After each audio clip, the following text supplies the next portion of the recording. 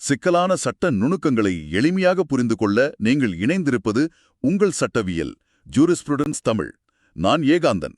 சமூக அமைதி எவ்வளவு முக்கியமோ அதைவிட ஒரு தனிமனிதனின் வாழ்வாதாரமும் உடைமையும் பாதுகாக்கப்படுவது மிக மிக முக்கியம். இதை சட்டம் உபி ஜூஸ் இபி ரெமிடியம் என்ற ஒரு லத்தீன் தத்துவத்தின் மூலம் விளக்குகிறது. எங்கெல்லாம் ஒரு மனிதனின் உரிமை மீறப்படுகிறதோ அங்கெல்லாம் அவனுக்கான தீர்வும் நிச்சயமாக இருக்கும் என்பதுதான் இதன் பொருள். உரிமை மீறல் இருந்தால் சட்டத்தில் அதற்கான பரிகாரம் நிச்சயம் உண்டு. இந்த பரிகாரத்தை எப்படி பெறுவது? அதுதான் முக்கியம். யாரிடம் கேட்பது, எந்த வடிவத்தில் கேட்பது, இதையெல்லாம் மிக துல்லியமாக வரையறைப்பதுதான் சிவில் நடைமுறை சட்டம். இதை சுருக்கமாக சிபிசி என்று சொல்வோம். இன்று நாம் செய்யப்போகும் பயணம் இதுதான். ஒரு சிவில் வழக்கு என்ற மாபெரும் எந்திரம் எப்படி இயங்குகிறது, நீதிமன்றத்தின் படியேறி ஒரு வழக்கு எப்படி தொடங்குகிறது, இடையில் என்னென்ன எதிர்பாராத திருப்பங்களை சந்திக்கிறது, இறுதியாக தீர்ப்பாணை என்ற கடினமான கரையை ஒரு வழக்கு எப்படி அடைகிறது என்பதை இன்று உங்களுக்காக முழுமையாக அலசப்போகிறோம். இப்போ இந்த இயந்திரத்தின் முதல் பாகம் எங்கே தொடங்குகிறது என்று பார்த்தால் அது வாதுரை, அதாவது பிளெயின்டில் தான் தொடங்குகிறது. ஒரு கட்டிடத்திற்கு அடித்தளம் எவ்வளவு முக்கியமோ அதுபோல சிவில் வழக்கிற்கு இந்த வாதுரை மிக முக்கியம். உண்மைதான். வாதி, அதாவது வழக்கை தொடுப்பவர், தன்னுடைய குறைகளையும் தனக்கு தேவையான பரிகாரத்தையும் எழுத்துப்பூர்வமாக நீதிமன்றத்தில் தாக்கல் செய்யும் முதல் ஆவணம் இதுதான். ஆனால் வாதுரை என்பது வெறும் கதை புத்தகம் அல்ல, நான் பாதிக்கப்பட்டேன் என்று உணர்ச்சி வசப்பட்டு எழுதப்படும் கடிதமும் அல்ல. சட்ட ரீதியாக ஒரு வாதுரை நிலைத்து நிற்க வேண்டுமென்றால் அதில் கட்டாயம் 3 தூண்கள் இருக்கணும். 3 தூண்களா? அது என்னென்ன? முதலாவது வழக்கு மூலம், அதாவது காஸ் ஆஃப் ஆக்ஷன். அந்த சொத்தில் உங்களுக்கு என்ன உரிமை இருந்தது, அந்த உரிமை பிரதிவாதியால் எப்போது, எந்த தேதியில், எந்த செயலின் மூலம் மீறப்பட்டது என்பதை நீங்கள் மிக தெளிவாக குறிப்பிட வேண்டும். ஓ, தேதியோடு குறிப்பிட வேண்டுமா? நிச்சயமாக. இந்த வழக்கு மூலம் இல்லை என்றால் நீதிமன்றம் உங்கள் வாதுரையை திருப்பி அனுப்பிவிடும். இரண்டாவது மிக முக்கியமான தூண் அதிகார வரம்பு, அதாவது ஜூரிஸ்டிக்ஷன். இந்த அதிகார வரம்பு என்ற விஷயத்தில் நிறைய பேருக்கு குழப்பம் இருக்கிறது. எந்த நீதிமன்றத்திற்கு போவது என்று எப்படி முடிவு செய்கிறார்கள்? அதை 3 கோணங்களில் பார்க்க வேண்டும். 1, சப்ஜெக்ட் மேட்டர் ஜூரிஸ்டிக்ஷன், அதாவது வழக்கின் பொருண்மை. குடும்ப பிரச்சினை என்றால் குடும்ப நல நீதிமன்றம், வாடகை பிரச்சினை என்றால் வாடகை கட்டுப்பாட்டு நீதிமன்றம் என்று பிரிக்கப்பட்டிருக்கும். சரி. இரண்டாவது பிக்யூனரி ஜூரிஸ்டிக்ஷன், அதாவது பணமதிப்பு அதிகார வரம்பு. நீங்கள் கேட்கும் பரிகாரத்தின் மதிப்பு என்ன, 1 லட்சம் ரூபாயா அல்லது 10 கோடி ரூபாயா? இதை பொறுத்து உரிமையியல் நீதிமன்றமா அல்லது மாவட்ட நீதிமன்றமா என்று மாறும். அப்போ இடத்தை பொறுத்தும் மாறும் இல்லையா? ஆமாம், அதுதான் மூன்றாவது டெரிட்டோரியல் ஜூரிஸ்டிக்ஷன். அந்த சொத்து எந்த புவியியல் எல்லைக்குள் அமைந்திருக்கிறது என்பது. இந்த 3ஐயும் வைத்துத்தான் சரியான நீதிமன்றத்தை தேர்ந்தெடுக்க முடியும். மூன்றாவதாக ஒரு தூண்டு இருக்கிறது, அதுதான் நீதிமன்ற கட்டணம், அதாவது கோர்ட் ஃபீஸ். நாம் கேட்கும் பரிகாரத்திற்கேற்ப அரசாங்கம் நிர்ணயித்த கட்டணத்தை செலுத்த வேண்டும். மிகச்சரியாக சொன்னீர்கள். எனக்கு இது எப்படி தோன்றுகிறது என்றால், இது ஒரு ரெயிலில் பயணம் செய்வது போல இருக்கிறது. சரியான நீதிமன்றத்தை தேர்ந்தெடுப்பது என்பது நான் எந்த ரயிலில் ஏற வேண்டும் என்பதை முடிவு செய்வது. வழக்கு மூலம் என்பது நாம் போய் சேர வேண்டிய இடம். அதற்கான டிக்கெட் தான் நீதிமன்ற கட்டணம். அருமையான ஒப்பீடு. நாம் எங்கு போகப் போகிறோம் என்ற இடத்தையே குறிப்பிடாமல் டிக்கெட் கேட்டால் டிக்கெட் பரிசோதகர் நம்மை நிராகரித்து விடுவார் இல்லையா? அதுபோல வழக்கு மூலம் இல்லை என்றால் ஆர்டர் 7 ரூல் 11 படி நீதிமன்றம் வாதுரையை தொடக்கத்திலேயே நிராகரித்துவிடும். நீங்க சொல்வது 100க்கு 100 சரி. டிக்கெட் இல்லாமல் ரயிலில் ஏற முடியாது என்பது எவ்வளவு உண்மையோ அதே அளவு உண்மை சரியான வழக்கு மூலம் இல்லாமல் நீதிமன்றத்தில் நுழைய முடியாது என்பது. இப்போ நீங்கள் டிக்கெட்டோடு ரயிலில் ஏறிவிட்டீர்கள், அதாவது உங்கள் வாதுரை முறையாக கோப்பிற்கு வந்துவிட்டது. நம்பர் ஆகிவிட்டது என்றால்? ஆமாம், நம்பர் ஆகிவிட்டது என்றால் இயந்திரத்தின் அடுத்த சக்கரம் சுழலத் தொடங்கும். அதுதான் அழைப்பாணை அனுப்புவது, அதாவது சம்மன்ஸ். இப்போ இந்த சம்மன்ஸ் அனுப்புவதன் பின்னணியில் ஒரு பெரிய தார்மீக காரணம் இருக்கிறது. யாரோ ஒருவர் என் மீது வழக்கு போட்டு விட்டார் என்பதற்காக உடனே என் சொத்தை பறித்து வாதியிடம் கொடுத்துவிட முடியாது. ஆடி ஆல்தரம் பாட்டிம் என்றொரு இயற்கை நீதி கோட்பாடு இருக்கிறது. எதிர்த்தரப்பை கேட்காமல் எந்த ஒரு தீர்ப்பும் வழங்கக்கூடாது என்பதுதான் அது. சரியாக சொன்னீர்கள். உங்கள் மீது ஒருவர் இப்படி ஒரு உரிமை கோரியிருக்கிறார், நீங்கள் வந்து உங்கள் தரப்பு நியாயத்தைச் சொல்லுங்கள் என்று பிரதிவாதிக்கு நீதிமன்றம் அழைப்பாணை அனுப்பும். இருதரப்பிற்கும் சம வாய்ப்பு வழங்குவதுதான் நியாயமான நீதித்துறையின் அடையாளம். உண்மைதான். ஆனால் இங்கே உங்களுக்கு ஒரு யதார்த்தமான சந்தேகம் வரலாம். ஒரு சிவில் வழக்கு நடந்து முடிய பல வருடங்களாகலாம். அந்த இடைப்பட்ட காலத்தில் பிரதிவாதி அந்த சொத்தை வேறு யாருக்காவது விற்றுவிட்டால் என்ன செய்வது? இத்தனை வருடங்கள் நீதிமன்ற படிகளை ஏறி இறங்கியும் கடைசியில் சொத்து கைமாறிவிட்டால் வழக்கின் நோக்கமே சிதைந்துவிடுமே. அது ஒரு நியாயமான பயம்தான். வழக்கு போட்ட மறுநாளே வீட்டின் மீது புல்டோசரை வைத்து இடிக்கப் பார்த்தால் வாதி என்ன செய்வார்? அதற்காகத்தான் பிரதான வழக்கு நடக்கும்போதே இடைக்கால மனுக்கள் தாக்கல் செய்ய சட்டம் ஒரு வழியை வைத்திருக்கிறது. ஆமா, இத இன்டர்லாக்குட்டோரி அப்ளிகேஷன்ஸ் அல்லது சுருக்கமாக IA என்று சொல்கிறோம். வழக்கின் இறுதி தீர்ப்பு வரும் வரை சொத்து நிலையோ அல்லது உரிமையோ எந்த வகையிலும் பாதிக்கப்படாமல் இருப்பதை உறுதி செய்வதுதான் இந்த IAக்களின் வேலை. இப்போ இதை இன்னும் நடைமுறையாக சொல்ல வேண்டும் என்றால், நீங்கள் பயந்தபடியே பிரதிவாதி சொத்தை விற்கப் பார்க்கிறார் அல்லது வீட்டை இடிக்கப் பார்க்கிறார் என்றால், நீங்கள் உடனடியாக தற்காலிக உறுத்து கட்டளை கேட்கலாம். அதாவது டெம்பரரி இன்ஜங்ஷன். தீர்ப்பு வரும் வரை இந்த சொத்தை விற்கக்கூடாது, இதில் எந்த மாற்றமும் செய்யக்கூடாது என்று நீதிமன்றம் ஒரு தடையாணை வழங்கும். ஓ அருமை. ஒருவேளை சொத்தின் தற்போதைய எல்லைகள் என்ன, அங்கே மரங்கள் இருக்கிறதா, கட்டடம் கட்டப்பட்டு இருக்கிறதா என்பதை பதிவு செய்ய வேண்டுமென்றால் நீதிமன்றம் நேரடியாக வந்து பார்க்க முடியாது. அதற்காகத்தான் ஒரு வழக்கறிஞரை ஆணையராக அனுப்புவார்களா? நிச்சயமாக அட்வொகேட் கமிஷனராக நியமிக்கலாம். அவர் நேரில் சென்று அளந்து புகைப்படங்கள் எடுத்து அறிக்கை கொடுப்பார். இந்த அறிக்கை வழக்கின் பிற்பகுதியில் ஒரு மிக முக்கியமான ஆவணமாக மாறும். இது மட்டுமல்ல, பிரதிவாதிக்கு தான் தோற்றுவிடுவோம் என்று தெரிந்து தன் சொத்துக்களையெல்லாம் அவசரமாக விற்றுவிட்டு தலைமுறையாக திட்டமிடுகிறார் என்று உங்களுக்கு தெரிந்தால் என்ன செய்வது? அப்போதும் சட்டம் உங்களை கைவிடாது. தீர்ப்புக்கு முன்பாகவே அந்த சொத்துக்களை முடக்கும்படியும் நீங்கள் கேட்கலாம். இதை அட்டாச்மெண்ட் பிஃபோர் ஜட்ஜ்மெண்ட் என்று சொல்வார்கள். ஒரு வீட்டை இடிபாடுகளிலிருந்து பாதுகாப்பது போல வழக்கின் மையமாக இருக்கும் சொத்தை இந்த இடைக்கால மனுக்கள் அப்படியே பாதுகாத்து பிடித்துக் கொள்கின்றன. சரி, இப்போ இன்னொரு கோணத்தில் சிந்திப்போம். அழைப்பாணை பிரதிவாதிக்கு கிடைத்துவிட்டது, ஆனால் அவர் நீதிமன்றத்திற்கே வரவில்லை, அதை சட்டை செய்யவே இல்லை என்றால் என்ன நடக்கும்? வாதியை பல வருடங்கள் காத்துக்கொண்டே இருக்க வேண்டுமா? நிச்சயமாக இல்லை. நீதிமன்றத்திற்கு வராமல் போனால் அதற்கான விளைவுகளை சந்தித்தே ஆக வேண்டும். பிரதிவாதி ஆஜராகவில்லை என்றால் நீதிமன்றம் வாதியின் ஆவணங்களை மற்றும் சாட்சியத்தை மட்டும் வைத்துக்கொண்டு ஒருதலைபட்சமாக தீர்ப்பு வழங்கும். இதைத்தான் எக்ஸ்பார்ட்டே டிக்ரி என்கிறோம். ஒருவேளை வழக்கு போட்ட வாதியே விசாரணைக்கு வரவில்லை என்றால்? அது இன்னும் சுவாரஸ்யமானது. வாதியே வரவில்லை என்றால் அவருக்கு இந்த வழக்கை நடத்த விருப்பம் இல்லை என்று கருதி நீதிமன்றம் வழக்கை தள்ளுபடி செய்துவிடும். இதை டிஸ்மிசல் ஃபார் டிஃபால்ட் என்று சொல்வார்கள். நீதிமன்றத்தின் நேரத்தை வீணடிக்க முடியாது என்பதை இது தெளிவாக காட்டுகிறது. சரி, இப்போ பிரதிவாதி மிகச்சரியாக ஆஜராகிவிட்டார் என்று வைத்துக்கொள்வோம். அடுத்து அவர் என்ன செய்ய வேண்டும்? அழைப்பாணை கிடைத்த 30 நாட்களுக்குள் அல்லது அதிகபட்சமாக காரணங்களை கூறி 90 நாட்களுக்குள் வாதியின் குற்றச்சாட்டுகளுக்கு தனது பதிலை எதிர்வாதுரையாக, அதாவது ரிட்டன் ஸ்டேட்மெண்டாக தாக்கல் செய்ய வேண்டும். வாதி சொன்ன ஒவ்வொரு பாயிண்ட்டையும் பிரதிவாதி ஒன்று மறுக்க வேண்டும் அல்லது ஒப்புக்கொள்ள வேண்டும். மழுப்பலான பதில்களை சட்டம் ஏற்காது. இந்த ரிட்டன் ஸ்டேட்மெண்ட்ல ஒரு சுவாரஸ்யமான கருவியும் இருக்கிறது. பிரதிவாதி வெறுமனே தற்காப்பு மட்டும் செய்ய வேண்டும் என்ற அவசியமில்லை. தேவைப்பட்டால் அவரும் வாதி மீது திருப்பி தாக்கலாம். தனக்கேதாவது நிவாரணம் வேண்டுமென்றால் அதையும் கவுண்டர் கிளைமாகவோ அல்லது செட் ஆஃப் ஆகவோ அதிலேயே கேட்டுக்கொள்ளலாம். ஆமாம், இதை இன்னும் எளிமையாக புரிந்து கொள்ள ஒரு உதாரணம் சொல்கிறேன். வாடகைதாரர் மீது வீட்டு உரிமையாளர் 1 லட்சம் ரூபாய் வாடகை பாக்கி கேட்டு வழக்கு போடுகிறார் என்று வைத்துக்கொள்வோம். சரி, வாடகைதாரர் தனது ரிட்டன் ஸ்டேட்மெண்ட்ல நான் 1 லட்சம் வாடகை தர வேண்டும் என்பது உண்மைதான், ஆனால் கடந்த மாதம் வீட்டின் மேற்கூரையை சரி செய்ய நான் என் பாக்கெட்ல இருந்து 80,000 ரூபாய் செலவு செய்திருக்கிறேன், அதை உரிமையாளர் எனக்கு திருப்பித் தர வேண்டும் என்று கூறினால் அதுதான் செட் ஆஃப். 2 கடன்களையும் நேர் செய்வது. ஓ, இது நல்லா இருக்கே. அதே வாடகைதாரர் உரிமையாளர் என்னை சட்டவிரோதமாக வெளியேற்ற முயன்றதால் எனக்கு ஏற்பட்ட மன உளைச்சலுக்கு அவர் எனக்கு 2 லட்சம் இழப்பீடு தர வேண்டும் என்று முற்றிலும் புதிய ஒரு கோரிக்கையை வைத்தால் அது கவுண்டர் கிளைம். அப்படியானால் ஒரே வழக்கிற்குள் 2 வழக்குகள் நடப்பது போல இது சுருங்கி விடுகிறது. நேரமும் மிச்சம். சரி, வாதுரை தாக்கல் செய்துவிட்டார், பிரதிவாதி எதிர்வாதுரை தாக்கல் செய்துவிட்டார். இரு தரப்பும் தங்கள் தரப்பு நியாயங்களை எழுத்துப்பூர்வமாக கொடுத்துவிட்டார்கள்.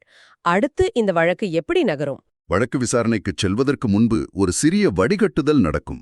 வாதி அல்லது பிரதிவாதி தங்கள் ஆவணங்களில் ஏதேனும் தவறுகளை திருத்தவோ அல்லது சில முக்கிய உண்மைகளை சேர்க்கவோ நினைத்தால் நீதிமன்றத்தின் அனுமதியோடு திருத்தம் செய்து கொள்ளலாம். இதை அமெண்ட்மெண்ட் என்று சொல்வோம். அதேபோல தேவையற்ற சாட்சிகளை விசாரிப்பதை தவிர்க்க டிஸ்கவரி மற்றும் இன்டராகேட்ரிஸ் என்ற நடைமுறையும் இருக்கிறது. அதாவது எதிர்த்தரப்பிடம் சில கேள்விகளை கேட்டு பிரமாண பத்திரத்தின் மூலம் பதிலை முன்பே பெற்றுக்கொள்வது. ஒருவேளை இந்த ஒப்பந்தத்தில் இருப்பது உங்கள் கையெழுத்துதானா என்று கேட்டு அவர் ஆமாம் என்று ஒப்புக்கொண்டால் அந்த கையெழுத்தை நிரூபிக்க நாம் ஒரு தடயவியல் நிபுணரை சாட்சியாக கூட்டி வர தேவையில்லை. உண்மைதான். இது நீதிமன்றத்தின் பொன்னான நேரத்தை எவ்வளவு மிச்சப்படுத்துகிறது பாருங்கள். மிகச் சரியாக புரிந்து கொண்டீர்கள். இதையெல்லாம் தாண்டிய பிறகுதான் வழக்கின் மிக மிக முக்கியமான கட்டம் வருகிறது. அதுதான் எழுவினாக்கள் வனைதல் அல்லது ஃப்ரேமிங் ஆஃப் இஷ்யூஸ். இதுதான் வழக்கின் அச்சாணி. இந்த ஃப்ரேமிங் ஆஃப் இஷ்யூஸ் என்பதை பற்றி நிறைய படித்திருக்கிறேன். வாதி பல விஷயங்களை சொல்வார், பிரதிவாதி அதில் சிலவற்றை மறுப்பார்.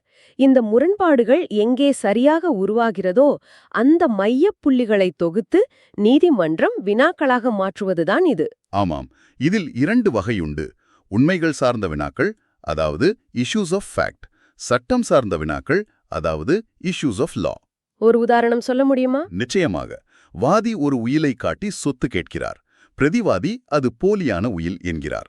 இப்போது நீதிமன்றம் அந்த உயில் உண்மையானதா போலியானதா என்று ஒரு வினாவை எழுப்பும். இது இஷ்யூஸ் ஆஃப் ஃபேக்ட். சரி. ஒருவேளை பிரதிவாதி உயில் உண்மைதான், ஆனால் அதை எழுதியவருக்கு அந்த சொத்தை உயில் எழுத சட்டப்படி உரிமையே இல்லை என்றால் நீதிமன்றம் அந்த உயில் சட்டப்படி செல்லுபடியாகுமா என்று ஒரு வினாவை எழுப்பும். இது இஷ்யூஸ் ஆஃப் லா. வழக்கின் ஒட்டுமொத்த விசாரணையும் அடுத்து வரப்போகும் சாட்சியங்களும் இந்த எழுவினாக்களை சுற்றி மட்டுமே சுழலும். நீதிமன்றம் தேவையில்லாத கதைகளையெல்லாம் கேட்காது. ஆனால் ஒரு நிமிடம் சிந்தித்து பாருங்கள். வாதுரை, அழைப்பாணை, இடைக்கால மனுக்கள், எதிர்வாதுரை, திருத்தங்கள், கேள்விகள், எழுவினாக்கள், இவ்ளோ பெரிய நடைமுறைகளை தாண்டிதான் ஒரு சாதாரண மனிதன் நீதியை பெற வேண்டுமா? இதை நினைத்தாலே பலருக்கு சோர்வு வந்துவிடுமே. பல வருடங்கள் நீதிமன்ற படிகளை ஏறுவதற்கு பதிலாக இதற்கு மாற்று வழியே இல்லையா? அந்த சோர்வு வரக்கூடாது என்பதற்காகத்தான் சட்டத்தில் ஒரு அற்புதமான மாற்று வழி இருக்கிறது. சிவில் நடைமுறை சட்டத்தின் பிரிவு 89 இதை பற்றித்தான் பேசுகிறது. அதுதான் மாற்றுமுறை தீர்வு, அதாவது ஆல்டர்னேட்டிவ் டிஸ்பியூட் ரெசல்யூஷன், சுருக்கமாக ஏடிஆர். ஓ, அந்த வழிமுறையா? ஆமா. எழுவினாக்கள் வணையப்பட்ட பிறகு வழக்கின் தன்மைக்கு ஏற்ப நீதிமன்றமே இரு தரப்பினரையும் சமரசத்திற்கு அனுப்பலாம். வழக்கு சமரச மையம், அதாவது மீடியேஷனுக்கோ அல்லது மக்கள் நீதிமன்றமான லோக் அதாலத்துக்கோ அனுப்பி வைக்கப்படும். நீதிமன்றத்திற்கு வெளியே ஒரு நடுவரின் முன்னிலையில் 2 தரப்பும் மனம் விட்டு பேசி ஈகோ இல்லாமல் தங்களுக்குள் ஒரு சமரசமான முடிவுக்கு வருவதுதான் இந்த மீடியேஷன். அங்கே சட்ட விதிகளை விட மனித உறவுகளுக்கு அதிக முக்கியத்துவம் தரப்படும் இல்லையா? நிச்சயமாக. ஒருவேளை அவர்கள் சமரசமாகிவிட்டால் அந்த தீர்வை இறுதியான தீர்ப்பாணையாக, அதாவது டிக்ரியாக மாறிவிடும். இதனால் இரு தரப்பிற்கும் வெற்றி, பணமும் மிச்சம், பல வருட அலைச்சலும் மிச்சம். எல்லாவற்றுக்கும் மேலாக உறவுகள் முறிந்து போகாமல் பாதுகாக்கப்படும்.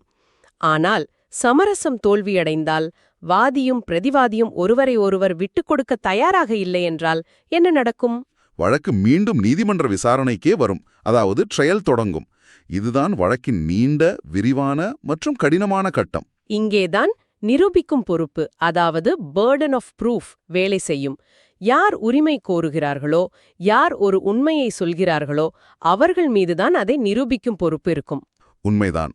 முதலில் வாதி தரப்பு சாட்சிகள் கூண்டில் ஏறுவார்கள். வாதியின் வழக்கறிஞர் அவர்களிடம் கேள்விகள் கேட்டு பதிவார். இதை முதல் விசாரணை, அதாவது சீஃப் எக்ஸாமினேஷன் என்போம். அதன் பின்பு எதிர்த்தரப்பு வழக்கறிஞர் அந்த சாட்சியிடம் குறுக்கு விசாரணை, அதாவது கிராஸ் எக்ஸாமினேஷன் செய்வார். குறுக்கு விசாரணை என்பது ஒரு கலை. சாட்சி சொல்லும் பொய்களை, முரண்பாடுகளை வெளிச்சத்திற்கு கொண்டு வரும் ஒரு உளவியல் போர் அது.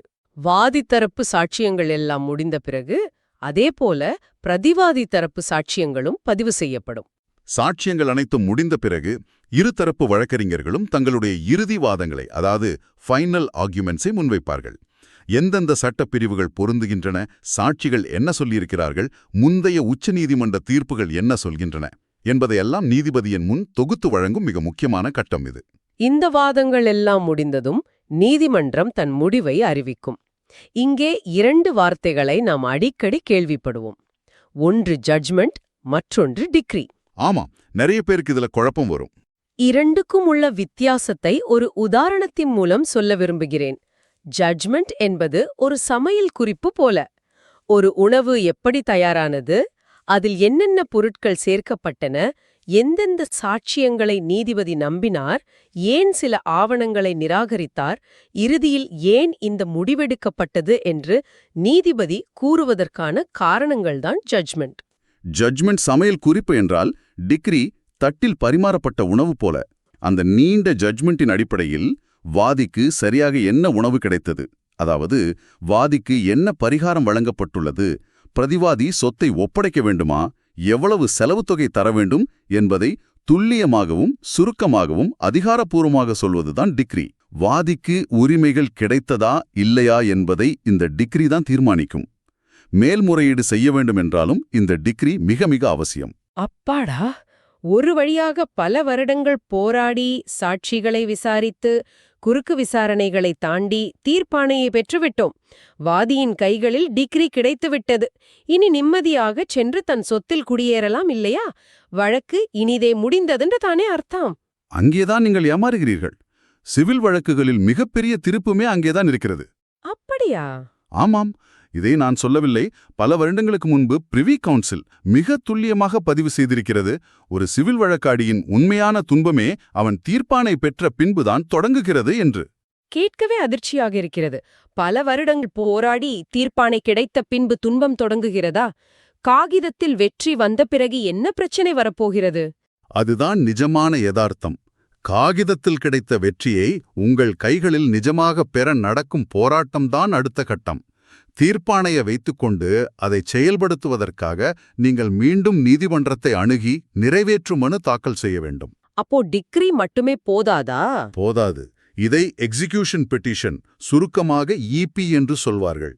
ஒருவேளை பிரதிவாதி நல்லவராக இருந்து நீதிமன்ற தீர்ப்பை மதித்து தானாகவே சொத்தை ஒப்படைத்துவிட்டால் எந்த பிரச்சனையும் இல்லை. ஆனால் 100% வழக்குகளில் அப்படி நடப்பதில்லை. அவர்கள் சொத்தை விட்டு வெளியேற மறுப்பார்கள். அப்படியானால் தீர்ப்பை வைத்துக்கொண்டு மீண்டும் நாம் காவல்துறையையோ நீதிமன்றத்தையோ நாடி அந்த சொத்தை மீட்க ஒரு புதிய போராட்டத்தை தொடங்க வேண்டுமா? நிச்சயமாக. நீங்கள் இபி தாக்கல் செய்த பிறகு நீதிமன்றத்தின் அலுவலரான அமீனா, அதாவது கோர்ட் அமீன், அந்த சொத்திற்கு வருவார். பிரதிவாதி வீட்டை பூட்டிவிட்டு உள்ளே உட்கார்ந்து கொண்டால் பூட்டை உடைக்க நீதிமன்ற உத்தரவு வாங்க வேண்டும். தேவைப்பட்டால் காவல்துறை பாதுகாப்போடு சென்று அந்த சொத்தை ஆக்கிரமித்திருப்பவர்களை வெளியேற்றி வாதியின் உரிமையை நிலைநாட்ட வேண்டும். சில நேரங்களில் இது ஒரு நிஜமான யுத்தக்களமாகவே மாறும். சட்டத்தின் விதிகள் உங்களுக்கு சாதகமாக இருந்தாலும் யதார்த்தத்தில் அந்த நிலத்தை அல்லது பணத்தை மீட்டு உங்கள் கைக்கு கொண்டு வர தனி நடைமுறைகளை பின்பற்றியே ஆக வேண்டும். இதை கேட்கும்போது சிவில் வழக்குகளின் இந்த ஆழமும் அகலமும் சில நேரங்களில் ஒரு சாதாரண மனிதனை சோர்வடையச் செய்யலாம் என்று தோன்றுகிறது.